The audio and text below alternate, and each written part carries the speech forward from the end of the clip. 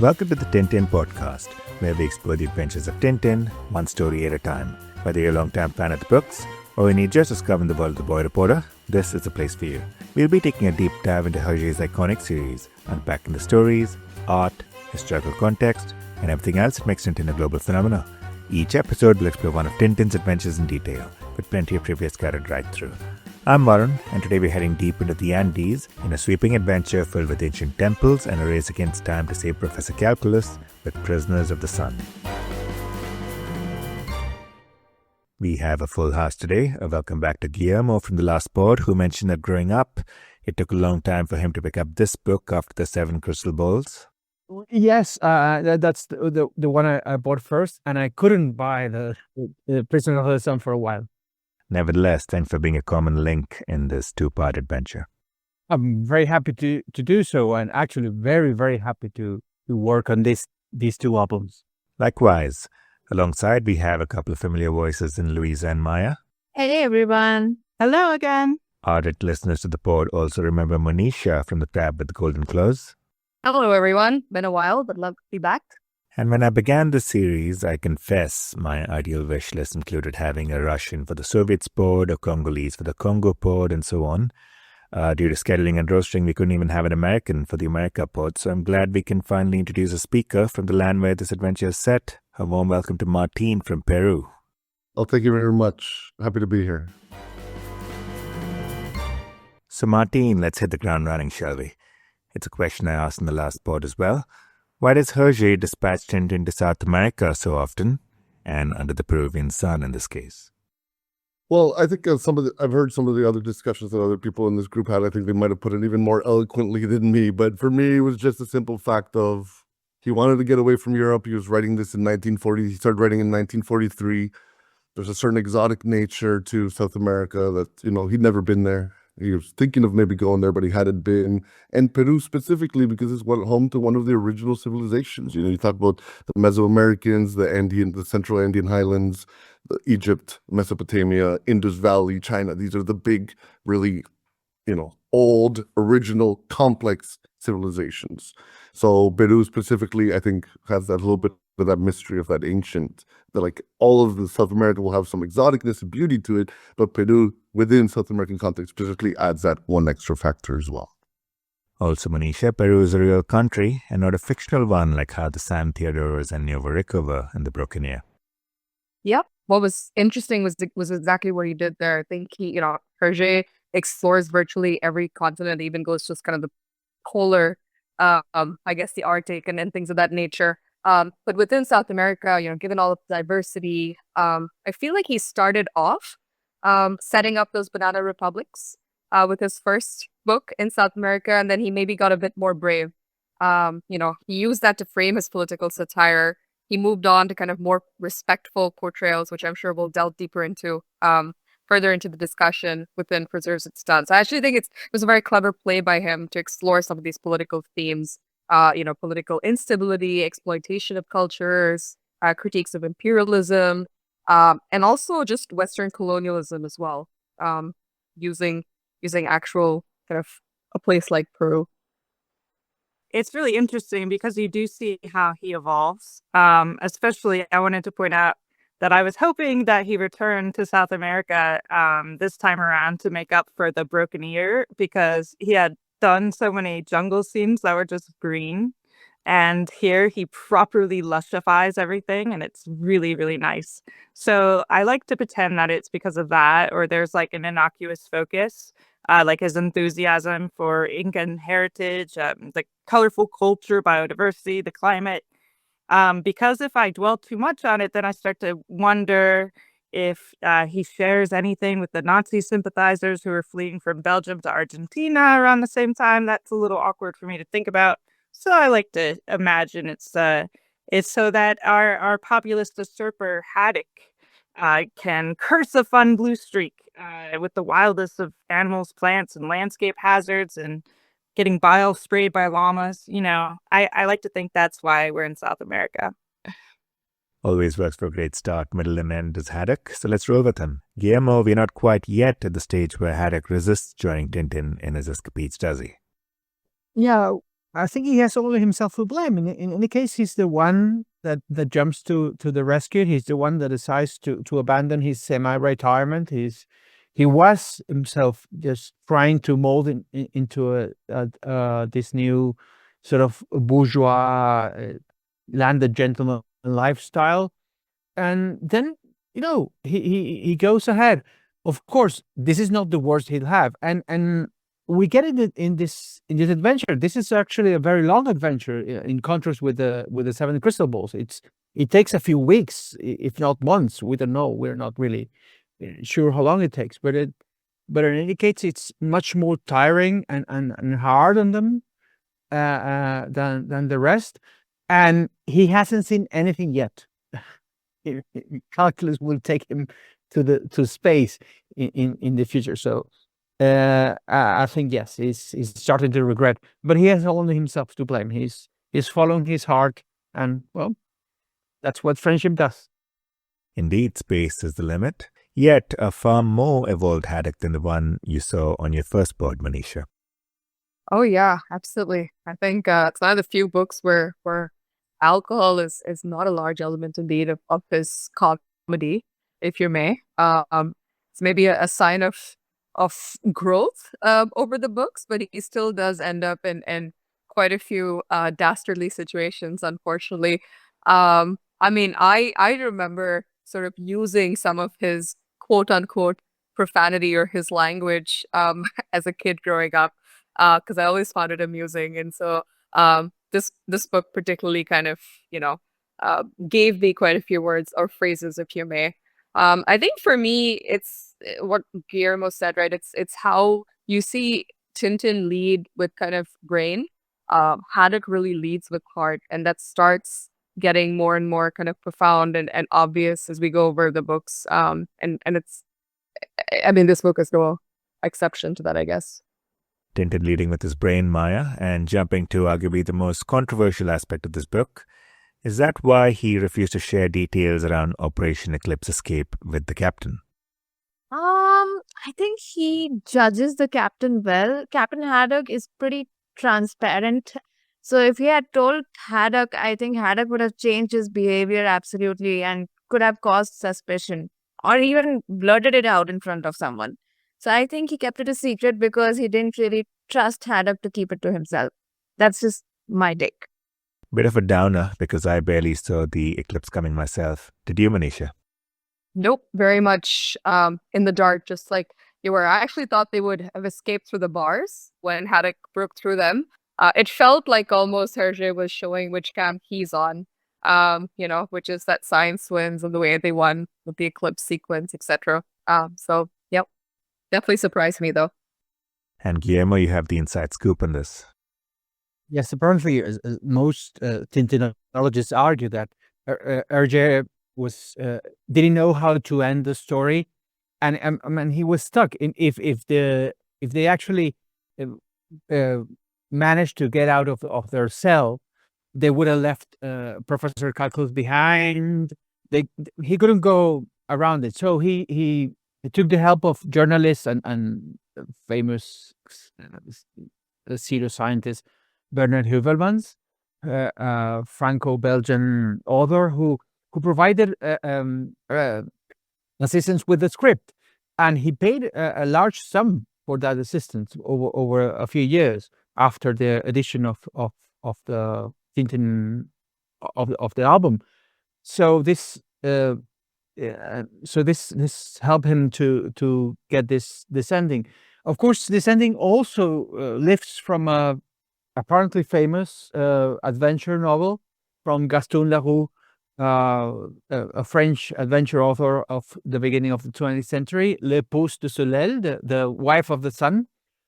And I think it's a very offensive ending. I don't think it really is a proud moment for the strip.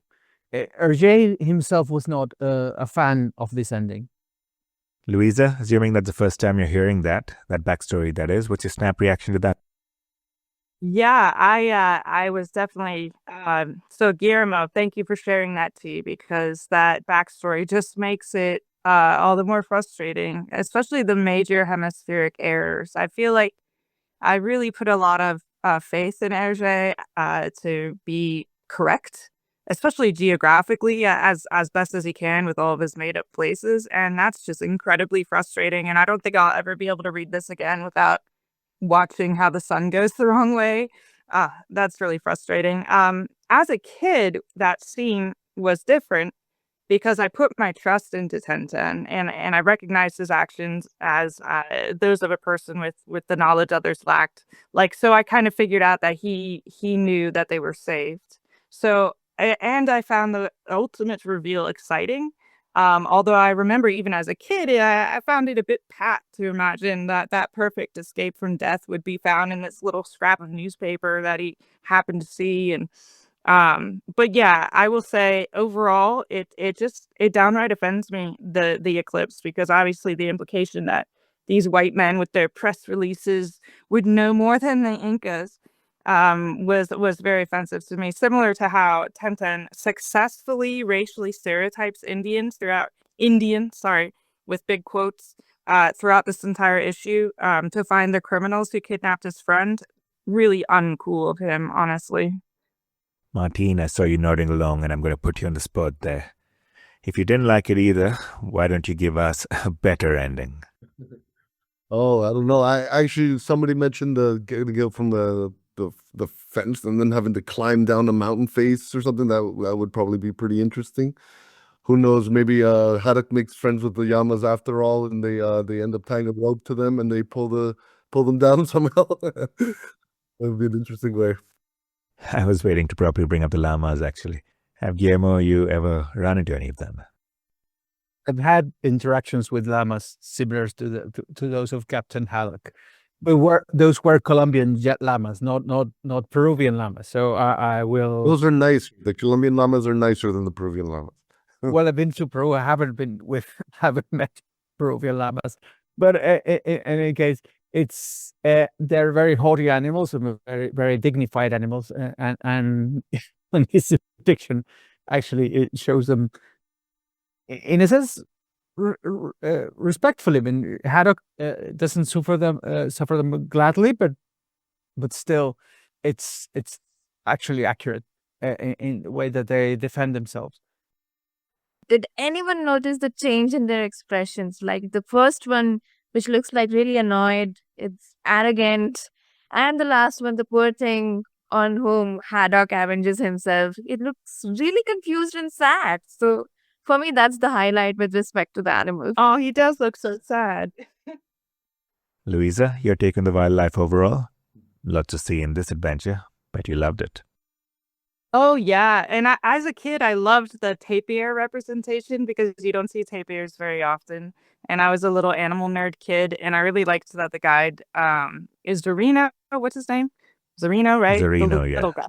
Yes, he calls the tapir like a potential friend. You know, he's tameable.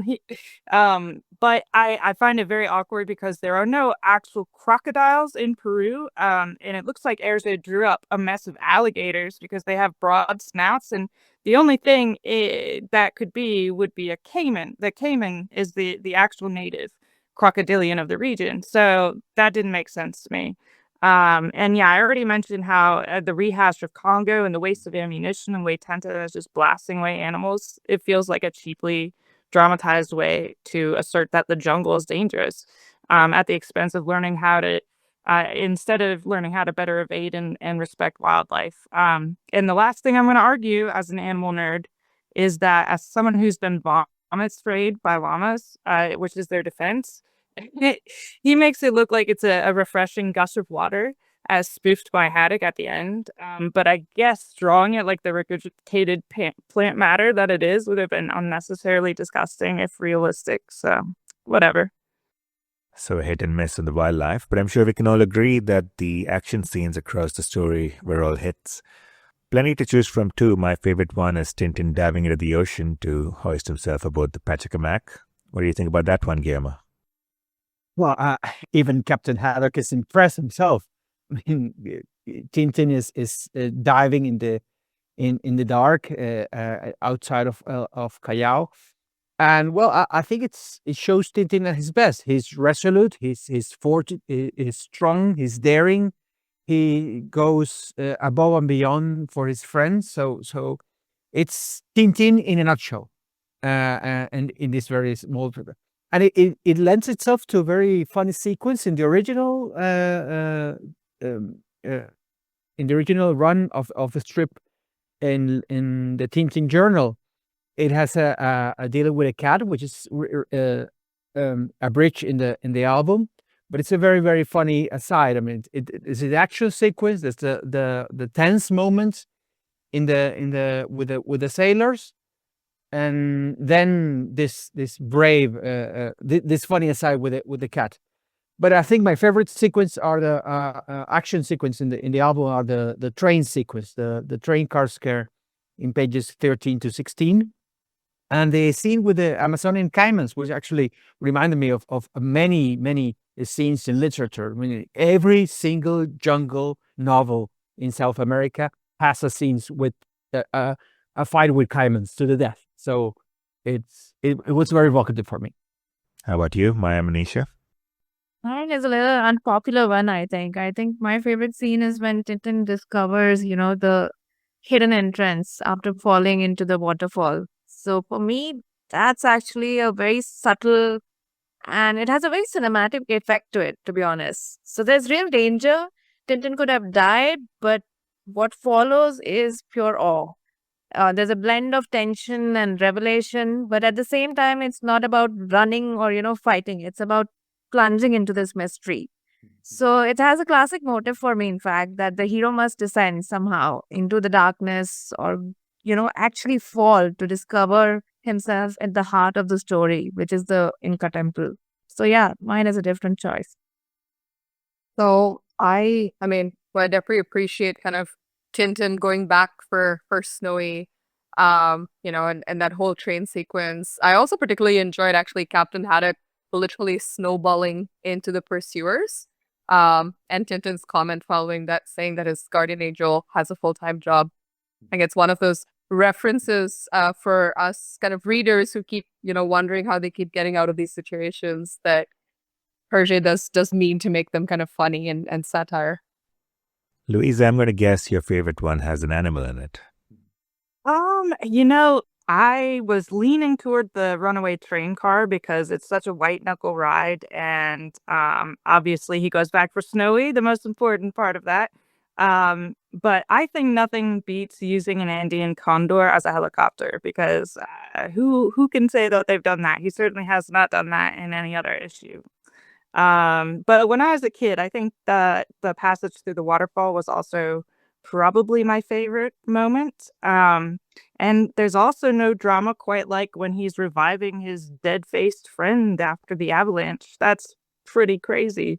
I will say I do not think he needed to go full action hero villain on the wildlife, Tintin, that is, because he blasted everybody away, and that was so unnecessary. I'm sorry, but I've never been to the Peruvian jungles, so maybe I'd be blasting away animals, but I would not. I don't know. It gave me a weird Congo-esque feeling to see that. So the answer is the Condor helicopter. Interesting points made more than once about the violence there, Martin. No, I think I love the animal depictions, but the caiman scene, I agree, is completely gratuitous. I have been to the Peruvian Amazon, and I never saw a caiman. And they are there, but it's not like where you stumble upon a pond with 50 of them ready to be shot. That's not generally how it works. Maybe that does exist somewhere, but that's not a common sight when you're in the Amazon.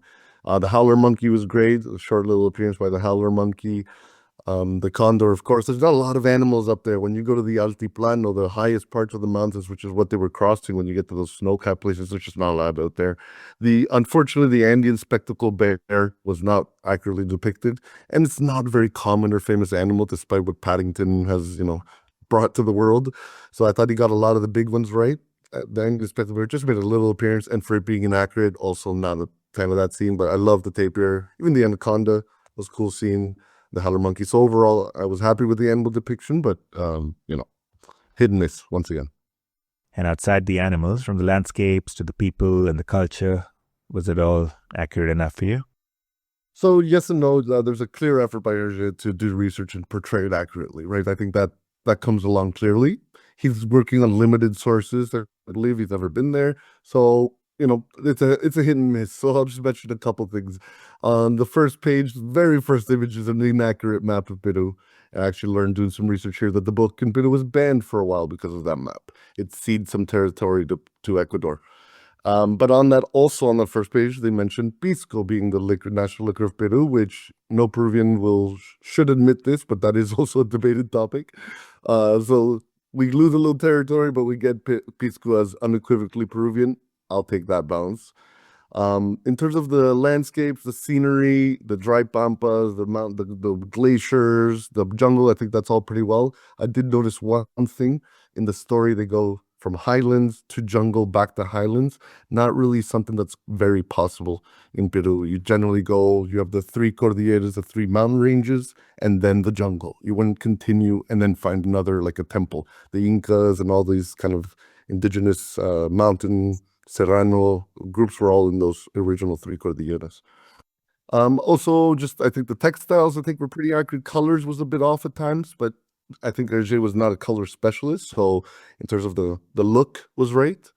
And then the last thing I'd like to say is that there's a bit of he talks a lot about the Quichua Indians and doesn't talk a lot about what's happening in the there's a little racial profiling, let's say. It's like there's Quichua Indians and they're all suspicious, and then there's these colonial people in these institutions and these offices that are more or less incompetent, but at the same time afraid of the Incas that may or may not still be around.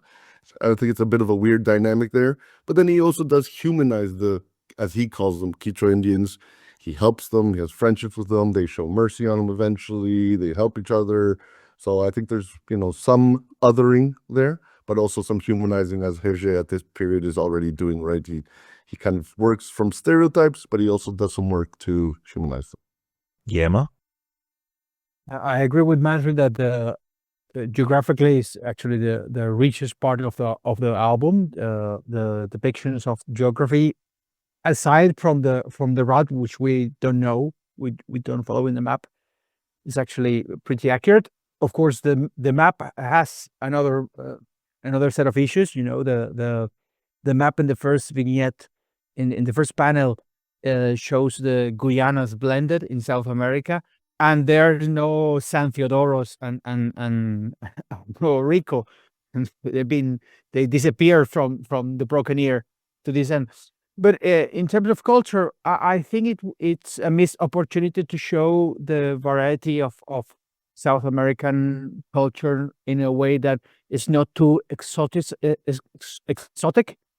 I mean, Callao is a much more bigger city. Was a much bigger city than portrayed in the album, and it could have worked even better. And the contrast between the Creole population, the settler population, the white Peruvians and the mixed race Peruvians, as mixed race South Americans, with the Indians and those fraught relations, although they are shown, they're not really exploited, which I think it should have been. It could have been worked more. But in any case, it's very respectful. One issue I have is that the main motif of the throne room at the Temple of the Sun, which is a Tiwanaku idol, and a very common Tiwanaku figure in the Gate of the Sun in Bolivia. In fact, it's an odd attribution to the Incas. It's not supposed to be an Inca idol, but it's in an Inca palace, and it. When I was a kid, it sort of it suspended my disbelief in this issue. But aside from that, I really appreciate the whole depiction of the society. And I'm sure our listeners too appreciate the local vibe on this pod. Now on to some of the other characters. You recall we did wonder in the last pod whether Castafiore and Alcazar were a bit shoehorned into the plot. Here, do you feel that the Thompson twins fall into that same category? Why are they there at all? Well, you had them following the investigation on the kidnapping of Professor Calculus, and sort of not leaving them behind. But it's mostly comic relief. And the vignette that appears, the panel that appears, they globe-trotting going through the siphoning of the using the pendulum to follow the traits of Professor Calculus. It's of course comical, and it's not working in the album. When I was a kid and I read the album and seeing the Thompson twins, well, not the twins, the detectives, sorry, going around. I mean, they're in the morning in Cairo and then in the afternoon in some sort of amusement park, and it's like, why, how, when? But if you read the original run of the strip, of course, this is in the course of a few weeks. They're not inserted in the same panels in the same order, and That's a good point. and it's not very well put in this book. But in any case, it's very comical. I mean, they're walking to the South Pole with their regular suits, not in winter suits. I mean, come on, it's very comical, and it lends itself to the very short instances of humor in this album. Manisha, why are Thompson and Thompson the only two policemen in the whole world? I mean, why not? I guess if there were better policemen, it would give Tintin much less to do. But but jokes apart, I mean, I feel that given how long this comic took to write, I kept forgetting that they were there over the course of reading this book because there were like so many animals and so many characters. I almost wonder if Hergé started the story with a different plot in mind, which maybe involved them more, and then just changed over the course of the years that it took to write. Likewise, I wonder if one could be forgiven about forgetting about calculus too, Louisa. Oh, yeah, possibly. I think there is a moment though. I think it's in Seven Crystal Balls actually, with Calculus when he picks up the Inca mummy bracelet and he puts it on and he says, "This goes so well with my coat." And I actually think that's a peak Calculus moment, and it speaks a little bit maybe toward his predilections. I don't know what I'm saying, but it's very cute. But definitely not as strong. This is Prisoners of the Sun is like Calculus's weakest, definitely. Calculus is barely in this, right? He's almost literally being drugged and dragged through most of the story. And then when he does show up at the end, he doesn't even know what's going on as usual, right? So yeah, Calculus is on the level for me of the Thompson twins in this one. He's very much a sidebar there for a couple jokes here and there. He's not critical to the story. He's a MacGuffin, if you will. He's just there to provide a motivation for the adventure. On the other hand, I would argue that one of the MVPs in this story is actually young Zorino. In fact, there's a clear parallel between this adventure and Tintin in Tibet, where it's Tarki who stands with Tintin and Haddock against all odds. Manisha, what do you think drives this unwavering loyalty from people who've only just met them? Beyond sort of just people who have met them, it's that youngster element. And I love the way kind of Hergé shows youngsters, being potentially sort of swayed by tradition and also in some ways being part of this logical scientific rebellion, if you may. It almost felt like he was optimistic about times to come, maybe a reflection about, the time in which this book was written, because this particular comic took, several years to write. There were massive decolonization efforts going on around the world. Hergé himself kind of, went through depression, didn't think of himself as that kind of Boy Scout that he thought he was. And so it shows that kind of evolving mentality and maybe hope for the future that he puts through with these little characters like Zorino. And of course, not to forget, Zorino decides to stay back with the Incas at the end and not actually accompany Haddock. So there's that deference given there, but also a bit of that progressive latitude, if you may. Finally, Louisa, at the time this was published, would you have agreed that Hergé would find it difficult to find another peak in the series? Or is sky or space the limit for him? Yeah, I agree with you. I do think, or at least I agree with that assertion. I think that this is sort of a climactic point for them.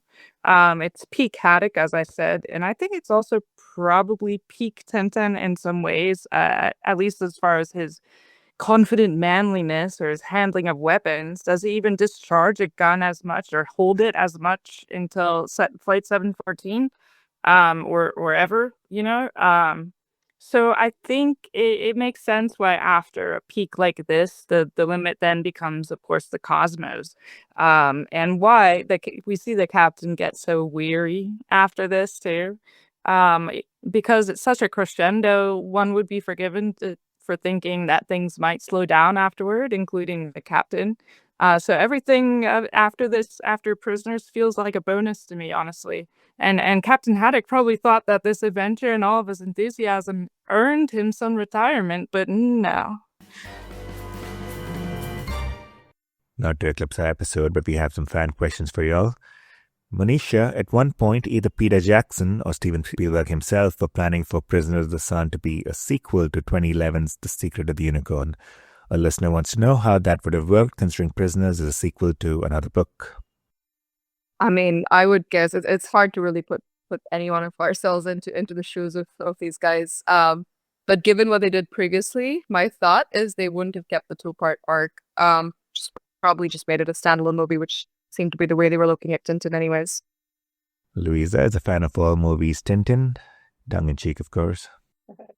Yeah, I am a bit dated on this subject. So I cannot say why Hollywood does what it does, except to milk every dollar from a franchise. And yeah, I kind of see everything from the perspective of an anti-capitalist. So I'm very sorry about that. I don't like the movies. Guillermo probably open and shut this one. If Chiquito is here, is it fair to conclude that General Alcazar was Peruvian as well? Or does he hail from somewhere else in South America? I think canonically, we know that General Alcazar is from San Theodoro, so it couldn't be from Peru. San Theodoro is not modeled after Peru. But it's still, it's a very odd thing. I mean, obviously, Hergé didn't think that much about where to place San Theodorus. It's almost as lost as Sildavia and Borduria. No? Where can you place it in the map? But Aren't they Montenegro and Nazi Germany, though? No, yes, but it's not geographically clear. Nazi Germany and Montenegro are not share. They don't share a border. That's what I mean. True. And in this case, of course, San Theodoros is modeled after Bolivia and Paraguay, which are landlocked, but San Theodoros has a port in the Broken Ear, so it's lost. But in any case, of course, it could have meant Chiquito in the amongst the South American emigre population in Europe. I mean, that's not that unusual. Martin, do you think Hergé missed out on an opportunity for a better cover here? This one is rather benign than some of the other art in the story, says listener.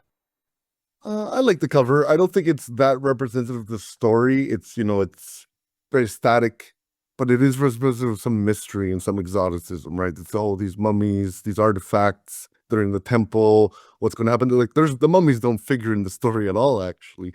Maybe a little bit in the 7 crystal balls, but not in this story itself. So it's a beautiful image. I think it's evocative, but this is such an action-packed story that maybe he could have done something different, but I don't think that the cover's wrong, and I think it's an iconic Tintin cover, so I'm not going to criticize it. Maya, it's quite similar to another Tintin cover, isn't it? It's quite similar to Flight 704, to be honest. But I agree with Martin on this. I like the cover. It's quite distinct and intricate. And maybe it could be like Tintin in Tibet, where you were referring to a parallel story, if I'm correct. But to be honest, I find this cover quite good. No criticism here. And Martin, you have some crystal balls up your sleeve. So yeah, this is also the first one I ever read. As a Peruvian, it was gifted to me. I'd never really even heard of Tintin, so definitely holds a special place in my heart as well. And I've taken a critical eye to this because it's my own culture and country. If you ever read a book about your own place, you just see it in a different way than when I read about the Tibet one. I just enjoy the Tibet adventure. So I criticize and nitpick, but I love it. I give it 6 crystal balls. It's exciting, several fun set pieces. It's beautifully drawn, the natural backgrounds, the clothing, the jewelry. Just one thing we all discussed it, the climax and the eclipse scene, that just keeps it that little bit from that 7th ball. Otherwise, it's a certified classic. Just a little bit of trivia. This is our 15th episode, and you are our 15th speaker. Not many of them have walked away after just a single episode, so trust you'll be back for more. I would love to. And that's a wrap on our journey through Prisoners of the Sun. From hidden temples to a breathtaking solar eclipse, this adventure delivered high-stakes tension and is arguably one of Tintin's most visually stunning escapades so far. With the mystery of the crystal balls finally resolved, it's time to take a detour and look at a group rarely at the forefront of the series, the women in Tintin. From the Diva Castafiore to unsung figures in the shadows, we'll uncover their stories and pick out the ones who we think deserve more space in the page. In the meantime, thanks for tuning in, and don't forget to like, share, and subscribe as we continue our journey with the Tintin podcast.